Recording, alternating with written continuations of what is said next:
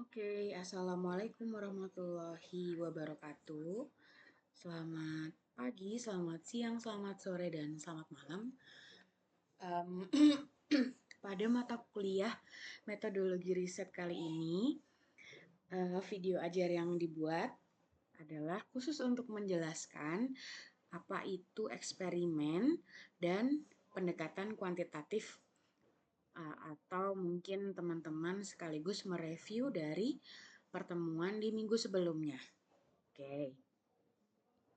Namun, di video kali ini kita akan belajar definisi dan pengenalan apa itu eksperimen metode secara umum saja, karena pendetailan dan beberapa part yang lebih khusus nanti akan kita bahas di video selanjutnya.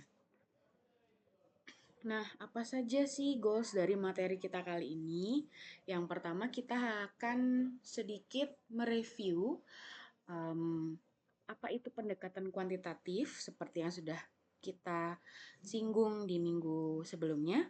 Kemudian selanjutnya adalah penelitian eksperimen. Penelitian eksperimen ini seperti apa dan kemudian bagaimana tujuannya, untuk mencari apa, kapan digunakan, dan seterusnya. Dan juga nanti akan kita bahas sedikit tentang studi kasus atau beberapa contoh terkait penelitian eksperimen. Oke, kita mungkin langsung next saja, sedikit membahas tentang review kuantitatif yang kita pelajari minggu kemarin. Mungkin lebih mudahnya kalau kita mau mengingat-ingat apa itu kuantitatif, kita bisa memulai dengan hal-hal yang kita ingat tentang kuantitatif, seperti kuantitatif itu adalah pendekatan yang prosesnya itu formal, kemudian kuantitatif juga punya nilai objektif yang lebih tinggi, dan biasanya penelitian kuantitatif itu punya runutan yang urut atau sistematis, di mana data numerik digunakan untuk memperoleh informasinya. Kemudian pendekatan kuantitatif ini digunakan ketika misalkan teman-teman dalam meneliti itu mau mencari, entah itu mengidentifikasi atau mengevaluasi atau memprediksi, dan bahkan kalau mau mengeksplorasi. Nah, di masing-masing 3 poin ini ada beberapa poin yang bisa kita ingat dan kita jadikan sebagai panduan kalau nanti suatu saat kita akan melakukan sebuah penelitian dan kita belum tahu penelitian ini termasuk jenis penelitian yang mana. Nah, kita mulai dari yang pertama ya, mengidentifikasi. Misalnya nih, yang pertama, untuk mengidentifikasi variasi benda, subjek, dan atau unsur lingkungan hidup. Contoh ini misalkan teman-teman mau meneliti apakah benda A ini punya beberapa variasi lainnya, ataukah diversifikasinya seperti apa. Nah, itu merupakan penelitian kuantitatif. Kemudian yang kedua, kalau misalkan nanti kita mau meneliti itu yang tujuannya untuk mengidentifikasi perbedaan dan atau persamaan. Kemudian yang ketiga, untuk mengidentifikasi karakteristik juga. Kemudian berikutnya, untuk mengidentifikasi alasan objektif dan signifikansi. Nah, signifikansi ini kenapa? Karena biasanya terkait apakah ada perubahan atau tidak. Kemudian perubahannya bagaimana? Bisa signifikan atau tidak signifikan, seperti itu. Next, kemudian pendekatan kuantitatif juga digunakan ketika kita sebagai peneliti mau mengevaluasi atau memprediksi. Untuk mengevaluasi dan atau memprediksi hubungan sebab akibat. Contoh kasus misalkan, saya mau meneliti apakah penggunaan aroma lavender dapat mempengaruhi keadaan atau kondisi mental penghuni ruangan. Nah, prediksi saya, aroma tersebut bisa punya pengaruh yang baik dengan hasil signifikansi yang tinggi dibandingkan dengan kondisi atau keadaan yang tidak menggunakan aroma lavender dalam ruangan. Nah, itu contohnya seperti itu. Jadi, pada saat kita meneliti itu kita seperti punya hipotesa, dan hipotesa itu seperti sudah kita bayangkan. Oh, kira-kira ini nanti akan seperti ini mungkin ya hasilnya. Coba deh kita telusuri, cari tahu lebih dalam. Nah, bagaimana cara mencari tahunya? Itu adalah dengan melakukan penelitian kuantitatif ini. Kemudian yang berikutnya, mengeksplorasi atau untuk menggali pengetahuan dari berbagai informasi. Jadi seperti dari informasi A, B, C, D, E, F, G, kemudian dibuat poin-poin tertentu, dan kemudian hasil eksplorasinya baru didapatkan. Seperti itu. Oke, next. Kita udah mulai mengenal eksperimen research. Ada beberapa hal yang perlu kita jadikan sebagai patokan begitu ya, kalau kita mau mengingat apa itu penelitian eksperimental. Yang pertama adalah memanipulasi variabel dependent dan independent. Nih, bagian pertama, kata variabel itu dibuat berwarna merah dan hurufnya bold. Karena variabel ini adalah hal yang perlu diingat dalam penelitian eksperimental. Jadi kalau misalkan kita mau melakukan eksperimen, harus ada variabel dependent dan independent. Harus ada variabel yang tetap, kemudian ada yang terikat. Karena nantinya tujuannya adalah untuk mencari hubungan apakah ada sebab akibat dari apa yang sudah kita teliti dan seperti apa sebab akibatnya. Kemudian yang kedua, penelitian eksperimental diciptakan melalui pengembangan pengujian teori-teori umum yang merupakan pokok bahasan yang diminatin. Jadi, eksperimennya ini ya seperti menguji, mau mengujikan bagaimana hasilnya, ingin tahu apakah hasilnya seperti ini atau seperti itu gitu. Jadi silahkan dilakukan pengujian. Contohnya misalkan nih kalau teman-teman di ruang kelas aja deh misalnya ya.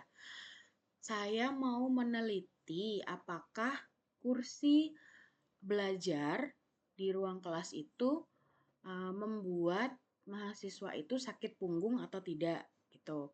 Jadi secara ergonomi apakah sudah tepat atau tidak, kemudian dampaknya seperti apa. Nah, hal inilah yang kemudian membutuhkan pengujian.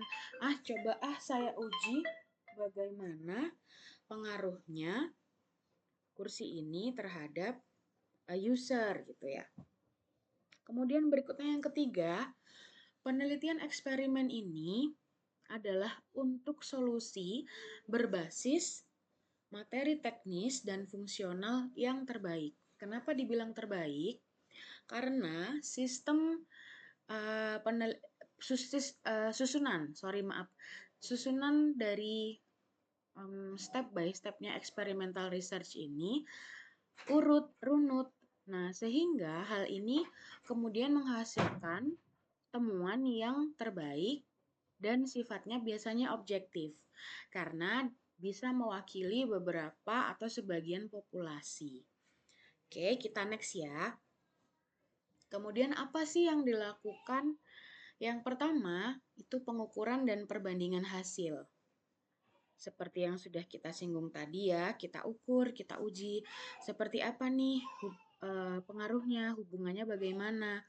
Kemudian hasilnya apakah signifikan atau tidak. Kemudian yang kedua adalah pembangunan database. Jadi kita menemukan hal baru yang kemudian dapat kita runut atau kita susun yang akhirnya bisa membangun database yang baru. Seperti itu. Kemudian yang ketiga, series of expertise. Next, selanjutnya Kemudian teknik yang digunakan dalam experimental research ini apa saja gitu. Bisa berupa observasi, kemudian pengukuran, statistik, kemudian pemodelan virtual juga bisa, kemudian konstruksi aplikasi tiruan dalam skala tertentu, teknologi parametrik seperti uji T, korelasi, ANOVA, dan regresi. Nah, dalam teknik-teknik yang disebutkan dalam slides ini, bisa jadi kemungkinan dalam satu penelitian terdiri dari beberapa gabungan teknik. Boleh lebih dari satu atau boleh lebih dari dua, tergantung dengan kebutuhannya. Tentu saja ini semua bergantung kepada penelitinya. Penelitinya mau meneliti apa? Tujuannya itu untuk mendapatkan apa? Sehingga teknik yang digunakan ini menyesuaikan. Nah, apa saja kemudian syarat-syarat penelitian eksperimental? Penelitian eksperimental itu harus memenuhi syarat-syarat dua ini. Yang pokok ya. Yang pertama, variabel independen yang tetap dan asumsi mengenai bagaimana variabel dependen akan berubah. Seperti yang kita bahas tadi ya, jadi independennya itu tetap, variabel tetapnya ini A gitu misalnya, itu udah terkunci. Dan kemudian yang B itu pasti berubah karena kalau A ini sudah tetap gitu. Kemudian eksperimen memungkinkan seseorang untuk memastikan kebenaran asumsi yang dibuat. Jadi asumsi yang kita punya atau hipotesa yang kita punya itu kita sudah punya kira-kira kalau ini pasti bakalan begini deh. Untuk mengetahui lebih pastinya, lebih konkretnya, nah kita lakukan penelitian untuk meyakinkan kalau hasil ini adalah hasil yang valid seperti itu. Kemudian yang kedua, selama percobaan, pengukuran dilakukan pada perubahan variabel terikat yang dicatat. Jadi setiap ada perubahan itu dalam penelitian eksperimental itu harus dicatat seperti apa gitu. Oke, berikutnya kalau tadi kita sudah bahas apa itu penelitian eksperimen, kemudian yang berikutnya teman-teman tentu saja pernah dengar ya, apa sih kuasi eksperimen itu atau metode penelitian kuasi eksperimental gitu. Metode kuasi eksperimen ini sebenarnya adalah metode penelitian yang dalam pelaksanaannya tidak menggunakan penugasan random atau random assignment, melainkan dengan menggunakan kelompok yang sudah ada. Nah, bedanya dengan penelitian eksperimen itu adalah respondennya, kalau kita lihat dari responden. Jadi kalau kuasi eksperimen ini, respondennya itu sudah terpilih, biasanya punya golongan tertentu. Contoh sebagai contoh sederhana, misalkan saya melakukan penelitian terhadap orang-orang yang suka traveling di Surabaya, misalkan seperti itu.